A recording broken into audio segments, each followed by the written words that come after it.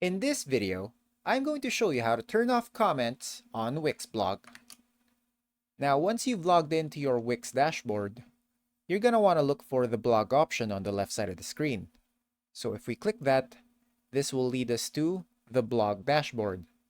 In here, you're just going to click on More Actions, then click on Blog Settings. So in Blog Settings, you can control which people are allowed to leave comments. This can be exclusive to members only or to everyone. Now, if you want to disable the comments, we're just going to go ahead and click on this toggle button right here. Once that's done, hit save, and the comments will be disabled for your blog post. And that's about it. That's how you turn off comments on Wix blog. If you have any questions, please let me know down in the comments below, and I'll do my best to help you out.